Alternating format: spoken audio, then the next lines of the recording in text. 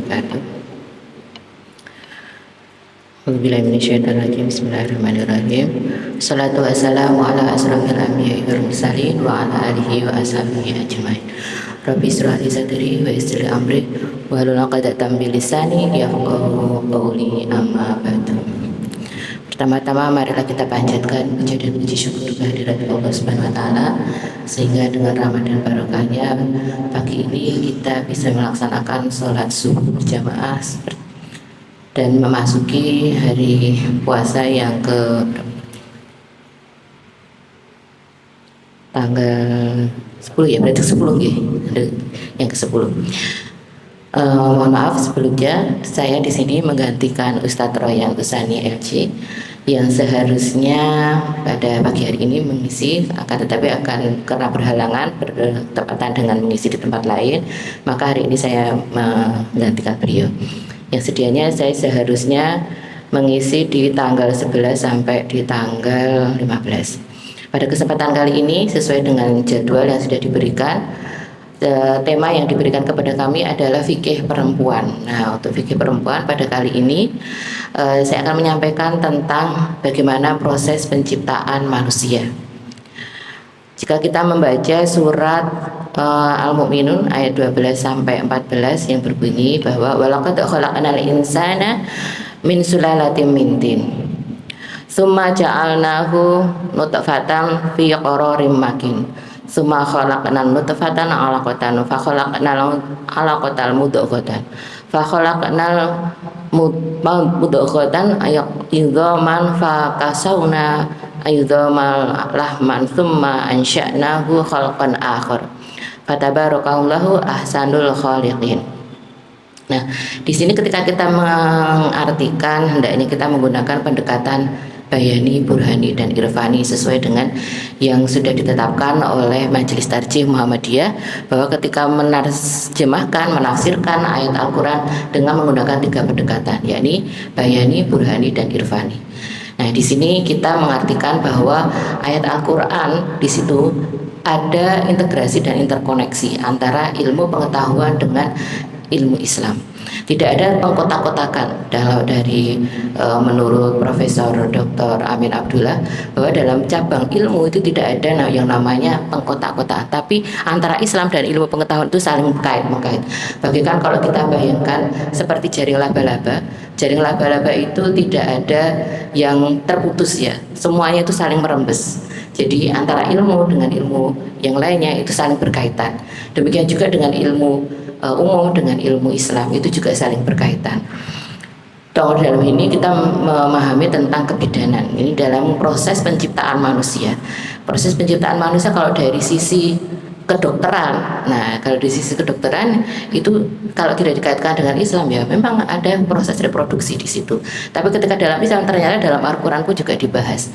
Contohnya dalam surat Al-Mu'minun ini bahwa manusia itu diciptakan dari saripati tanah. Nah kalau penerjemahan secara bayani, maka bisa jadi orang akan mengartikan bahwa apakah bisa betul dari tanah kita gumpal-gumpal simsalabin hus jadi manusia? Apa benar? Apakah bisa jadi seperti itu? Ya, tentu Bapak Ibu sekalian sudah bisa mengatakan ya tidak mungkin. Mungkin kalau waktu dulu Nabi Adam bisa, tapi kalau sekarang apakah memang bisa? Tanah kita kepel-kepel ya, wis jadi manusia. Tidak seperti itu. Tapi kita perlu pendekatan. Kalau ini tadi menerjemahkan melalui bayani bahwa penciptaan manusia tercipta dari saripati tanah. Nah, kalau kita pendekatannya melalui burhani, di sini kita masuk ke wilayah burhani di sini, maka kita menggunakan akal pikiran. Nah, dalam tarjih Muhammadiyah kita dianjurkan menggunakan pendekatan burhani. Lalu bagaimana penciptaan? Oh iya, manusia laki-laki dan manusia perempuan makannya dari apa? Dari saripati tanah. Kita makan tumbuh-tumbuhan, makan hewan. Oh enggak Bu, saya kan orangnya karnivora, tumbuhan dan hewan. Oh enggak, saya omnivora, hanya hewan saja, tidak makan tumbuh-tumbuhan. Iya, tapi hewani saja makannya pun dari tumbuh-tumbuhan. Karbo, sapi, kemudian kambing, itu semua makannya juga kembali kepada rumput-rumputan, dan rumput itu berasal dari tanah. Nah, makanan yang dimakan oleh Bapak Ibu sekalian yang berasal dari tanah tadi kemudian diolah dengan tubuh manusia. Yang perempuan diolah akan menjadi sel telur. Kemudian yang laki-laki diolah dalam tubuh manusia akan menjadi sel mani. Ketika sudah menikah, nah dalam catatan ya, ketika sudah menikah, maka sel telur dan sel sperma tadi akan bertemu. Ketika bertemu jadilah manusia. Nah, ini kita memakai burhani di sini. Memakai akal burhani. Lalu bagaimana pendekatan dengan irfani? Nah, ini kita. Sekarang setiap pendekatan ilmu kedokteran dan canggih, orang yang tidak bisa keluarga ya, ini keluarga yang sudah menikah yang tidak bisa punya anak pun bisa diusahakan dengan punya anak. Mungkin apa buatan Bapak Ibu? Bisa punya anak dengan cara apa? Infertilasi buatan atau bayi tabung atau program bayi. Nah, kalau kita menggunakan irfani burhani saja, mohon maaf belum masuk ke irfani. Kalau kita menggunakan burhani saja dengan akal manusia bisa sekarang ilmu pengetahuan dengan cara kedokteran yang canggih, jadi bayi tabung itu bisa dilakukan.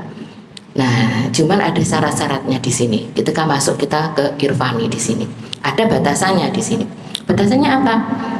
Bahwa jikalau misalnya saya tidak mau kan, kalau sekarang trennya di dunia Jepang, makanya sekarang kan banyak orang trennya sekarang kan di sana karena minimnya populasi ya, maka sekarang kan kabur aja dulu ya, sekarang ya trennya sekarang kabur aja dulu ke Jepang, karena di Jepang banyak lapangan pekerjaan, karena di sana banyak manula. Kenapa banyak manula, tidak ada generasi muda? Karena di sana proses kelahirannya tuh ya, maternitasnya itu sangat minim, sudah berkurang proses kelahiran, dan yang tinggal baru tinggal banyak generasi tua. Nah, di sini kenapa kok seperti itu? Karena prinsip mereka tidak menikah pun boleh, nggak usah menikah, saya ingin kerja, repot nikah itu, membangun keluarga itu repot. Nah, ini prinsip mereka seperti itu, harus melahirkan, harus mengolah kedua psikologis ya antara laki-laki dan perempuan, ini repot. Nah, maka mereka pilihannya tidak mau menikah. Ketika tidak mau menikah lah proses kelahirannya kan menurun. Maka di Jepang sekarang banyak orang tua-tua karena proses kelahiran sudah jarang, anak muda jarang. Maka mereka, Perdana Menteri Jepang kemarin menyatakan kami siap menampung orang-orang Indonesia ke sini karena saking minimnya orang generasi muda di sana. Nah, monggo Bapak Ibu yang putranya masih cemerlang ya, silakan bisa didorong untuk bisa go abroad ya, bisa berdiaspora, bekerja di luar negeri, terutama misalnya di Jepang karena banyak SDM yang dibutuhkan. Nah, di sini menunjukkan kenapa mereka bisa melakukan perbuatan seksual tanpa pernikahan. Jadi nikah tidak perlu. Nah, di sini maka kalau misalnya mau punya anak pun mereka bisa, orang-orang misal di Eropa atau di apa, saya bisa tinggal beli sperma tanpa nikah. Nah, di sini dalam putusan Majelis Tarjih memutuskan tidak boleh dilarang melakukan bayi tabung kecuali dengan pasangan suami istri yang sah. Nah, ini irfaninya masuknya di situ. Masuk ke irfaninya bahwa tidak boleh adanya bayi tabung tanpa adanya pernikahan yang sah. Nah, bayi tabung boleh dilakukan dengan adanya pernikahan yang sah. Nah, kalau seperti ini maka bayani, burhani, dan irfani itu sangat berkaitan, tidak bisa berdiri sendiri-sendiri, tapi semuanya saling kait-mengkait dan juga saling berkesinambungan. Di sini makanya Islam itu rahman dan rahim dan juga bijak, karena apa? Dalam pertimbangannya bisa menggunakan pendekatan bayani. Bayani adalah letterlek dalam mengartikan ayat kata per kata, tapi seperti tadi walaqad khalaqnal insana min sulalatin min tin, bahwa sesungguhnya manusia diciptakan dari saripati tanah, itu secara letterlek. Kemudian secara burhani, oh iya bisa karena saripati tanah tadi dan bisa diolah oleh manusia dengan mewujudkan sel telur dan sperma, kemudian menghasilkan keturunan dengan cara yang baik, bijak. Nah, dengan cara irfani, yakni dengan cara pernikahan. Jikalau tidak dengan melalui pernikahan, maka tidak diizinkan oleh Allah, dan itu dikatakan ya haram lah kalau dalam putusan Majelis Tarjih gitu. Nah, kemudian dampaknya lagi ya, banyak juga yang kemudian punya prinsip bahwa boleh dong trennya juga sekarang yang child free.